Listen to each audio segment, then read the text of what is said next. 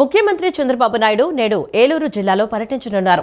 ముసునూరు మండలం కాట్రేనిపాడులో ఉపరాష్ట్రపతితో కలిసి మొక్కజొన్న కొత్త వంగడాన్ని ఆయన ఆవిష్కరించనున్నారు.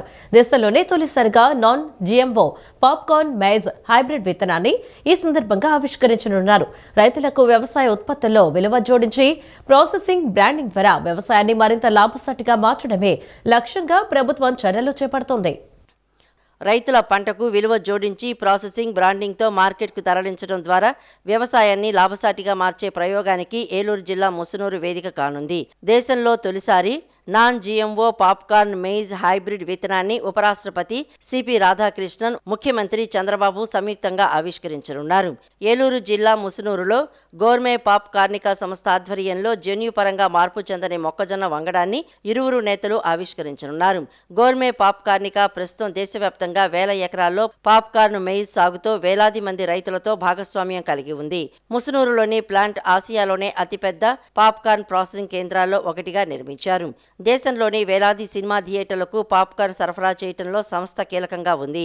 సోమవారం తొలి non GMO popcorn maize hybrid విత్తనాన్ని ఆవిష్కరించనున్నారు. ఉదయం 9:55 క్యాంపు కార్యాలయం నుంచి బయలుదేరి 10:15 ముసునూరు మండలం కాట్రేనిపాడుకు చేరుకుంటారు.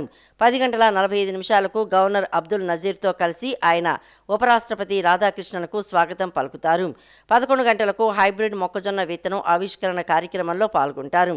అనంతరం మధ్యాహ్నం 1:20 రాష్ట్ర సచివాలయానికి చేరుకుంటారు.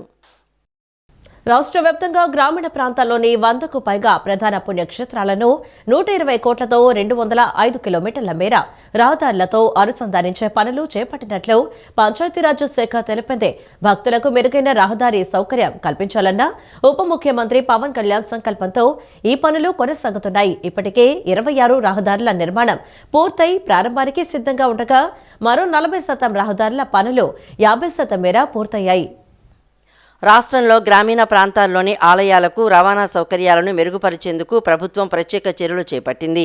పంచాయతీరాజ్ శాఖ ఆధ్వర్యంలో నూతన రోడ్ల నిర్మాణ వేగం కొనసాగుతోంది. రాష్ట్ర వ్యాప్తంగా 100కు పైగా ప్రధాన పుణ్యక్షేత్రాలకు 205 కిలోమీటర్ల పొడవున గ్రామీణ రోడ్లను అనుసంధానించేందుకు రూపకల్పన చేశారు. ఉపాధి హామీ పథకం తదితర నిధులతో బడి, గుడి, ఆసుపత్రి మార్గాల అభివృద్ధికి ప్రాధాన్యత ఇస్తున్నారు.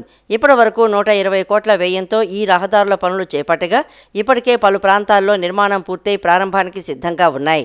అంతర్వేది, అహోబిలం, మదనపల్లి నియోజకవర్గంలోని గట్టు వెంకటరమణ స్వామి ఆలయం, దేవరాయ నల్లగంగమ్మ ఆలయం, మర్రిపూడి పుడియగిరి శ్రీ లక్ష్మీ నరసింహస్వామి ఘాట్ రోడ్, సింగిరికోన, సోమేశ్వరం, తలుపులమ్మ లోవా మరియు ఐఎస్ జగన్నాథపురం మార్గాల నిర్మాణాలు పూర్తయ్యాయి. అలాగే వాడపల్లి కరకట్ట మార్గం, అర్ధగిరి శ్రీ ఆంజనేయ స్వామి ఆలయం, తెనాలి, రాయచోటి, నిడదవోలు, పూతలపట్టు నియోజకవర్గాల్లోని పలు ఆలయాల రోడ్డు పనులు వివిధ దశల్లో పురోగతిలో ఉన్నాయి. శ్రీ సత్యసాయి శత జయంతి ఉత్సవాలను పురస్కరించుకుని ఆ జిల్లాల్లో పుట్టపర్తి అనుసంధాన రోడ్ల కోసం 30 కోట్లు కేటాయించగా ఆ మార్గాల పనులు కూడా సాగుతున్నాయి. నాణ్యతా ప్రమాణాలతో దీర్ఘకాలం పాటు భక్తులకు ఉపయోగపడేలా ఈ రహదారులను నిర్మించాలని అధికారులకు స్పష్టమైన ఆదేశాలు జారీ అయ్యాయి. ఆయుష్ రంగానికి 2026-27 వార్షిక ప్రణాళికలో 185.75 కోట్ల నిధులకు కేంద్రం ఆమోదం తెలిపిందని మంత్రి సత్యకుమార్ తెలిపారు. 2024-25 నుంచి మూడేళ్లలో మొత్తం 434.64 కోట్ల కేటాయింపులు జరిగాయని, మొబైల్ మెడికల్ యూనిట్లు, డిస్పెన్సరీల ఆధునికీకరణ, యోగా, వెల్నెస్ కేంద్రాలు, ఉచిత మందుల కోసం నిధులు వినియోగిస్తామని చెప్పారు. గిరిజన, మారుమూల ప్రాంతాలకు ఆయుష్ వైద్య సేవలను విస్తరించేందుకు చర్యలు చేపడుతున్నామని, నిధుల మంజూరుకు కేంద్ర ప్రభుత్వానికి కృతజ్ఞతలు తెలిపారు. మంత్రి సత్యకుమార్ చొరవతో రాష్ట్రంలో ఆయుష్ వైద్య సేవలకు భారీగా ఊతం లభించింది. 2026-27 వార్షిక కార్యాచరణ ప్రణాళికకు కేంద్ర ఆయుష్ మిషన్ 185.75 కోట్లకు ఆమోదం తెలిపింది. 2024-25 నుంచి 2026-27 వరకు మూడేళ్లలో మొత్తం 434.64 కోట్ల కేటాయింపులకు కేంద్రం ఆమోదం తెలిపింది. 2014-15 నుంచి 2023-24 వరకు 10 ఏళ్లలో 120.17 కోట్లు మాత్రమే కేటాయించగా కూటమి ప్రభుత్వం ఏర్పడిన మూడేళ్లలోనే 4 రెట్లకు పైగా నిధులు మంజూరయ్యాయి. తాజా నిధులతో 9 ఐటీడీఏల పరిధిలో 19 మొబైల్ మెడికల్ యూనిట్లు, 64 ఆయుష్ డిస్పెన్సరీల ఆధునీకరణ, 712 డిస్పెన్సరీలకు ఉచిత మందుల సరఫరా, యోగా వెల్నెస్ కేంద్రాలు, ఆల్కహాల్ డీ అడిక్షన్ కేంద్రాలు, స్పోర్ట్స్ మెడిసిన్ సెంటర్, ఆయుష్ క్లినిక్ల ఏర్పాటుతో పాటు విద్యా సంస్థల అభివృద్ధికి నిధులు వినియోగించనున్నారు. గిరిజన మారుమూల ప్రాంతాల ప్రజలకు వైద్య సేవలను మరింత చేరువ చేయడంతో పాటు డిజిటల్ ఆయుష్, టెలిమెడిసిన్ సేవలను విస్తరించేందుకు చర్యలు చేపట్టనున్నారు. ఆయుష్ రంగానికి అధిక ప్రాధాన్యం ఇస్తున్న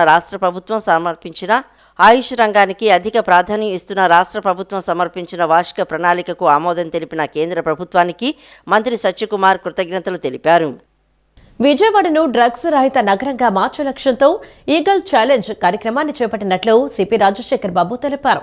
గంజాయి విక్రయాలకు పాల్పడుతున్న 32 మందిపై కఠిన కేసులు నమోదు చేశామని, 1200 మందికి మాదక ద్రవ్య వినియోగంపై పరీక్షలు నిర్వహించామని వెల్లడించారు. విజయవాడను డ్రగ్స్ రహిత నగరంగా తీర్చిదిద్దేందుకు పోలీసు శాఖ చేపడుతున్న చర్యలకు ప్రజలు, ముఖ్యంగా యువత సంపూర్ణ సహకారం అందించాలని టీడీపీ యువ నాయకుడు బోండా రవితేజ పిలుపునిచ్చారు. అజిత్ సింగ్ నగర్లోని సెయింట్ ఆన్స్ పాఠశాల ప్రాంగణంలో ఎన్టీఆర్ జిల్లా పోలీస్ కమిషనరేట్ ఆధ్వర్యంలో నిర్వహించిన డ్రగ్స్ పై దండయాత్ర ఈగల్ ఛాలెంజ్ కార్యక్రమంలో నగర police commissioner Rajasekhar Babu, eagle team IG RK Ravikrishna, Bonda Ravi Teja పాల్గొన్నారు.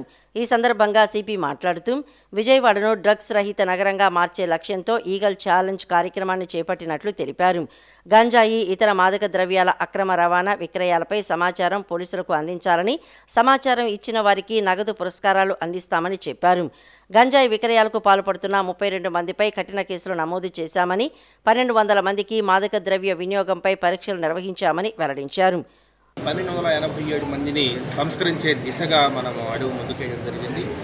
కంటిన్యూస్గా వారిని ఫాలోఅప్ చేయడము, కౌన్సిలింగ్ ఇప్పించడము, అదేవిధంగా 1287 మంది ఇంట్రాగేషన్ రిపోర్ట్స్ తయారు చేసి ఎవరైతే సెల్లర్స్ ఉన్నారో వారిని ఐడెంటిఫై చేసి వాళ్ళందరినీ కూడా జైల్లో పెట్టడము, వాళ్ళందరి మీద కూడా పిక్ అండ్ పిఎస్ యాక్ట్ పెట్టడంతో ఎన్టీఆర్ పోలీస్ కమిషనరేట్లు ఈరోజు గర్వంగా చెప్పగలుగుతాము.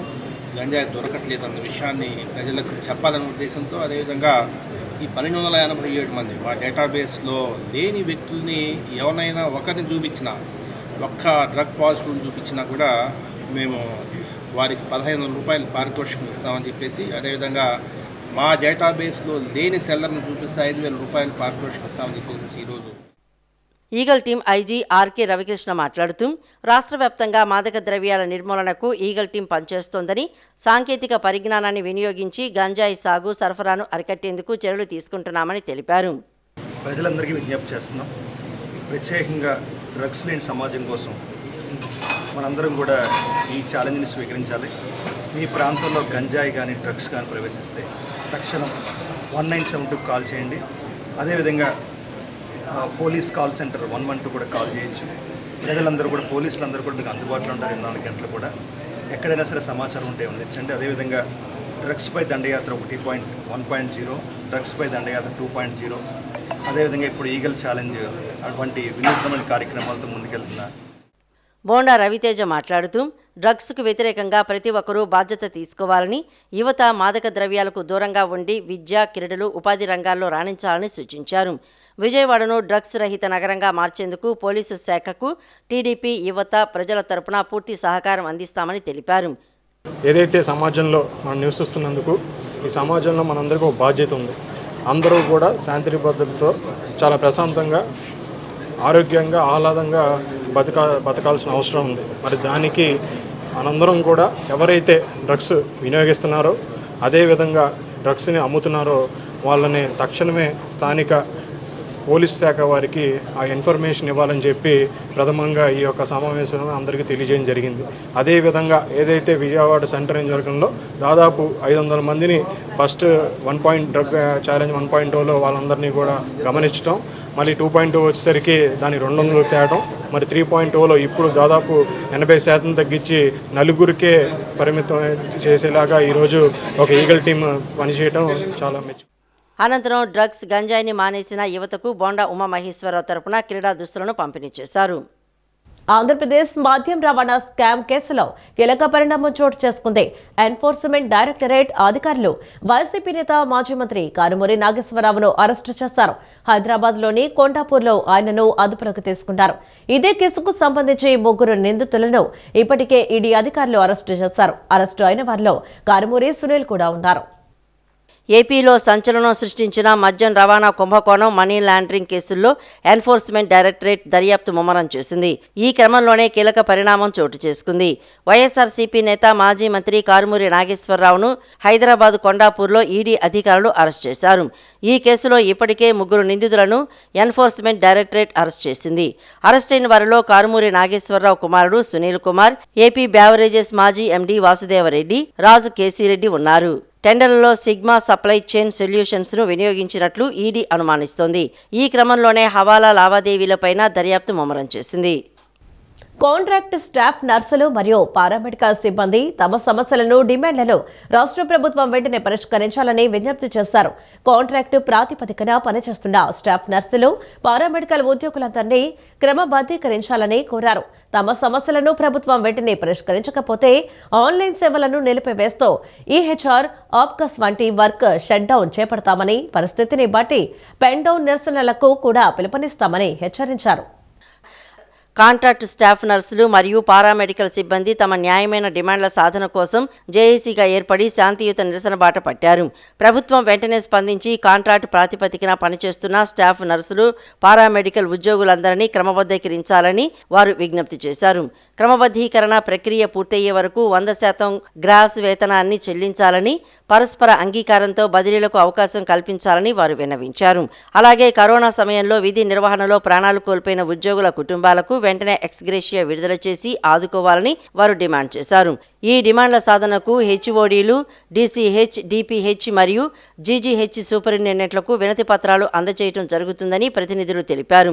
రోగుల సేవలకు ఎలాంటి అంతరాయం కలగకుండా లంచ్ సమయంలో నల్ల బ్యాడ్జీలతో నిరసన తెలపడంతో పాటు విధులకు భంగం వాటిల్లకుండా 1 గంట పాటు ధర్నాలు నిర్వహిస్తామని వివరించారు.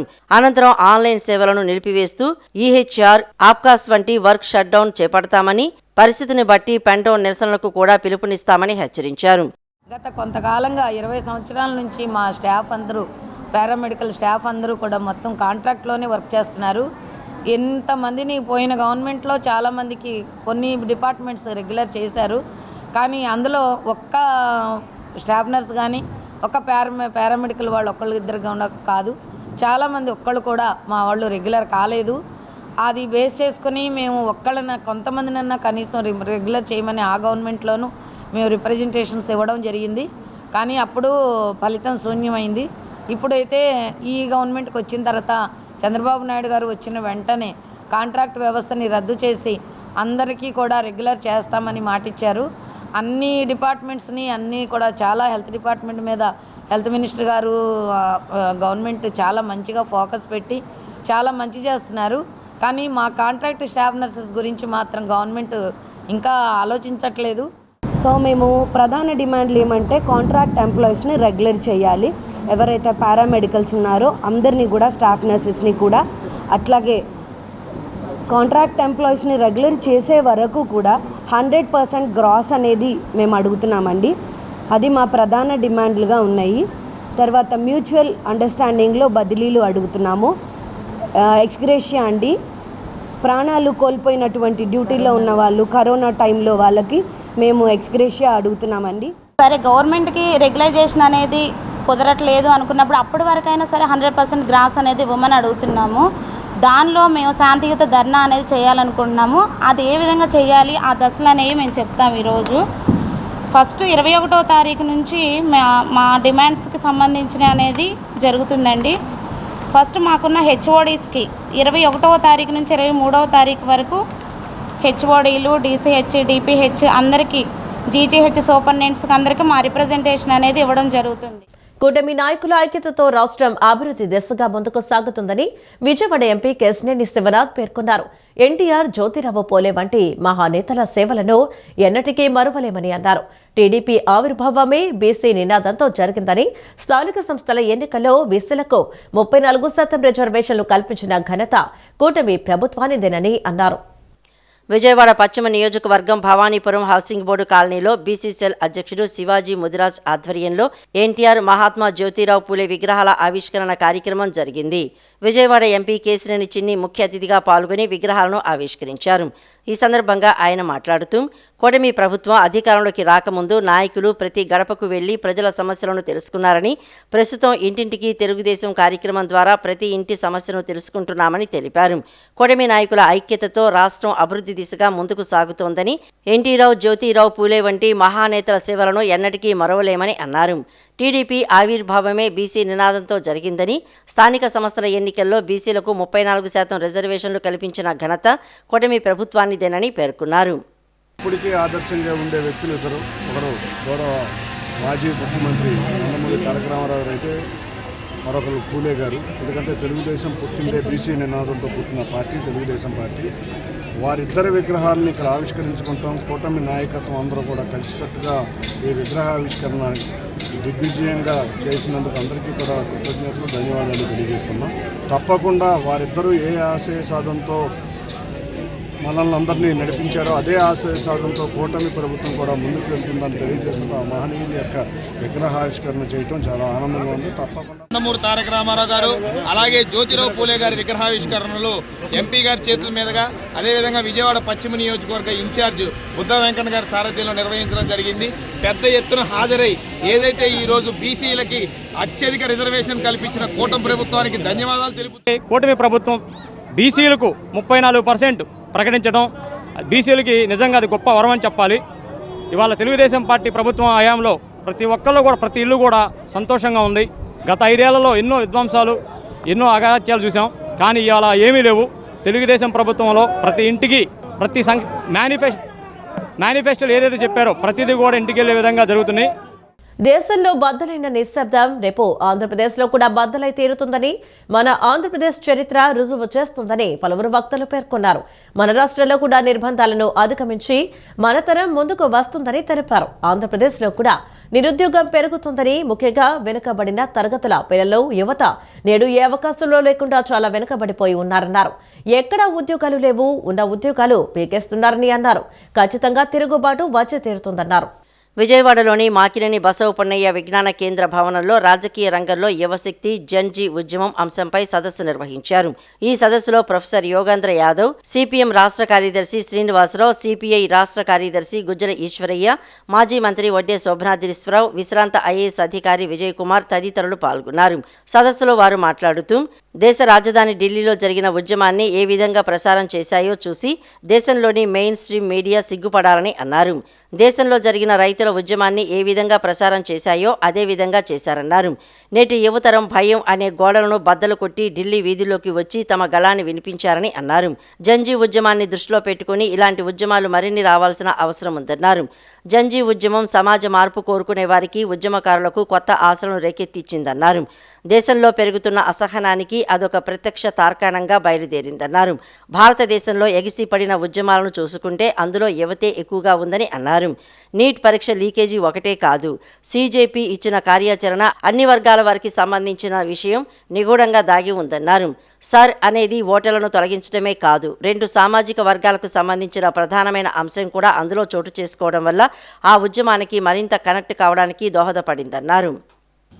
So many videos are floating and they have no way of controlling it now. You are brutal, you suppress the youth and you cannot hide it. Earlier you could do it. You can do it to Adivasis and no one in Delhi gets to know this. You can do to Dalits and no one in this mainstream media covers it. But when you do it on the streets of Delhi, 2 middle class children, mostly coming from whose parents are BJP voters, when you do it, and when, I think lakhs of videos are being made, you cannot hide it. When you use pellet guns, no matter what you do, you cannot hide the fact that you used pellet guns against unarmed young people of this. కొన్ని రైతాంగ ఉద్యమం మొదలైన తర్వాత ఆలస్యంగా మన రాష్ట్రంలో మొదలైంది. తర్వాత అదే రైతులు వేరే అంశాల మీద తిరుగుబాటు చేశారు.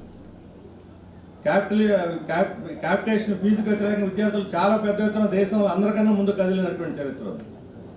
ఇందాక చెప్పారు సారా ఉద్యమంలో దేశానికే మార్గదర్శకంగా మనం చూపెట్టాం. కొన్ని అంశాల్లో వెనకబడుతున్నాం, కొన్ని అంశాల్లో ముందుకు వస్తున్నాం. అందువల్ల నిన్న దేశంలో బద్దలైనటువంటి నిశ్శబ్దం రేపు ఆంధ్రప్రదేశ్లో కూడా బద్దలై తీరుతుంది అని చెప్పడానికి మన ఆంధ్రప్రదేశ్ ప్రభుత్వం కూడా రుజువు చేస్తూ ఉన్నది.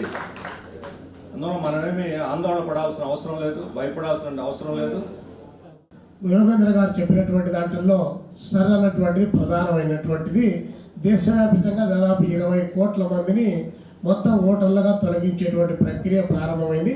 అప్పటికే ఉత్తరాది రాష్ట్రాల్లో దాదాపు 6.5 నుంచి 7 కోట్ల మందిని వాళ్ళని అక్కడి నుంచి లేపేశారు. సరైనటువంటిది కేవలం అక్కడ ఓటర్లు తొలగించడమే కాకుండా మరొక 2 సామాజిక వర్గాలకు సంబంధించి 2 రిలీజియన్స్కు సంబంధించినటువంటి ప్రధానమైనటువంటి అంశం కూడా అందులో చోటు చేసుకోవడం ద్వారా ఆ ఉద్యమాన్ని మరింత కనెక్ట్ కావడానికి అదొక అవకాశంగా. శబరిమలలో భక్తులకు మెరుగైన సౌకర్యాలు కల్పించడంతో పాటు అదనపు రైళ్లు ఏర్పాటు చేయాలని కేంద్రంతో మాట్లాడతామని బీజేపీ రాష్ట్ర అధ్యక్షులు మాధవ్ తెలిపారు. శబరిమలలో సౌకర్యాల కల్పనకు కేరళ ప్రభుత్వం సహకరించడం లేదని మండిపడ్డారు. టీటీడీ తరహాలో శబరిమలలో వ్యవస్థను ఏర్పాటు చేసి సమాచార కేంద్రం, సత్రాలు, అన్నదానానికి అవసరమైన సౌకర్యాలు కల్పించేందుకు చర్యలు తీసుకుంటామని చెప్పారు. శబరిమల యాత్రలో ఆంధ్రప్రదేశ్ అయ్యప్ప భక్తులు ఎదుర్కొంటున్న సమస్యల పరిష్కారమే లక్ష్యంగా విజయవాడ తుమ్మలపల్లి కళాక్షేత్రంలో సమావేశం నిర్వహించారు. ఈ సమావేశానికి బీజేపీ ఆంధ్రప్రదేశ్ రాష్ట్ర అధ్యక్షుడు పివిఎన్ మాధవ్, టీటీడీ బోర్డు సభ్యుడు భానుప్రకాష్ రెడ్డి హాజరయ్యారు. ఈ సందర్భంగా పివిఎన్ మాధవ్ మాట్లాడుతూ శబరిమల పవిత్రతను కాపాడటంతో పాటు అయ్యప్ప భక్తులకు మెరుగైన సౌకర్యాలు కల్పించాల్సిన అవసరం ఉందన్నారు. శబరిమలలో భక్తులు ఎదుర్కొంటున్న సమస్యలపై కేంద్ర ప్రభుత్వం న్యాయ పోరాటం చేస్తోందని, అవసరమైతే కూటమి ప్రభుత్వం కూడా ఆ పోరాటంలో ఇంప్లీడ్ కావాలని అన్నారు. శబరిమలలో సౌకర్యాల కల్పనకు కేరళ ప్రభుత్వం సహకరించడం లేదని, సత్రాల నిర్మాణానికి స్థలాలు కేటాయించడం, అన్నదానం వంటి సేవలకు అనుమతులు కల్పించే అంశంపై అక్కడి ప్రభుత్వంతో చర్చిస్తామని తెలిపారు. అయ్యప్ప భక్తుల రద్దీని దృష్టిలో ఉంచుకుని నవంబర్ 15 నుంచి జనవరి 20 వరకు యాత్రికులకు ఎలాంటి ఇబ్బందులు లేకుండా ముందస్తు చర్యలు తీసుకుంటామని మాధవ్ చెప్పారు. శబరిమలకు వెళ్లే భక్తుల కోసం అదనపు రైళ్లను ఏర్పాటు చేయాలని కేంద్ర ప్రభుత్వంతో మాట్లాడతామని తెలిపారు. మన విషయాలు ఏవైతే చెప్పారో ఆ విధంగా కేరళ ప్రభుత్వానికి నివేదించడం మా పార్టీ తరఫున చేస్తాం. అలాగే కేంద్ర ప్రభుత్వం ద్వారా కూడా ఇవాళ శబరిమలలో 2 ప్రయత్నాలు చేయాలనుకున్నాం. మననే ఒక డెలిగేషన్ రావటం జరిగింది. నేను వాళ్ళని తీసుకొని మన రామ్మోహన్ నాయుడు గారి దగ్గరికి వెళ్ళాం. ఏమిటి అంటే పట్టణతిట్ట దగ్గర ఎయిర్పోర్ట్ నిర్మాణం చేయాలని చెప్పి, అనేక మంది భక్తులకి ఉడాన్ స్కీమ్ లో చేయాలని చెప్పి గతంలో స్థల సేకరణ జరిగింది. కానీ అక్కడ డెవలప్మెంట్ చేయడానికి ఆటంకంగా మారిన అంశం ఏంటంటే అది పెరియార్ టైగర్ రిజర్వ్. ఆ విధంగా అది టైగర్ రిజర్వ్ కాబట్టి అక్కడ చేయకుండా ఉండే విధంగా గత కమ్యూనిస్ట్ ప్రభుత్వం ఆపింది. కానీ ఇప్పుడు ఆ యొక్క పరిస్థితి మారింది కనుక అక్కడ స్థల సేకరణ చేయడానికి అవకాశం ఉంది. అలాగే అక్కడ ఉండే 2 ఏవైతే కొట్టయాం, ఇంకొక స్టేషన్ చెంగలు, ఈ 2 స్టేషన్స్ యొక్క అక్కడ వ్యవస్థలు పెద్దవి చేయాలని చెప్పి అక్కడ ఆధునిక వ్యవస్థలతో పాటు అందరూ కూడా అక్కడే తయారై వెళ్ళడానికి కూడా సౌకర్యాలు కల్పించే విధంగా మేము ప్రయత్నం చేస్తామని చెప్పి. ఈ నెల 24వ తేదీ సోమవారం కలెక్టరేట్లో ప్రజా స్నేహపూర్వక ప్రజా సమస్యల పరిష్కార వేదిక కార్యక్రమం ద్వారా ప్రజల నుండి వినతులు స్వీకరించడం జరుగుతుందని జిల్లా కలెక్టర్ డాక్టర్ జి లక్ష్మీ తెలిపారు. ప్రజలు ఈ అవకాశాన్ని సద్వినియోగం చేసుకోవాలని కలెక్టర్ కోరారు. అదేవిధంగా అర్జీదారులు తమ అర్జీలను meekosam.ap.government.in వెబ్సైట్ నందు నమోదు చేసుకోవచ్చని సూచించారు. ఈ నెల 24వ తేదీ సోమవారం కలెక్టరేట్లో ప్రజా స్నేహపూర్వక ప్రజా సమస్యల పరిష్కార వేదిక కార్యక్రమం ద్వారా ప్రజల నుండి వినతులు స్వీకరించడం జరుగుతుందని, అదేవిధంగా అర్జీదారులు తమ స్పందన తెలియజేసేందుకు ప్రత్యేక క్యూఆర్ కోడ్ను అందుబాటులో ఉంచినట్లు జిల్లా కలెక్టర్ డాక్టర్ జి లక్ష్మీశ ఓ ప్రకటనలో తెలిపారు.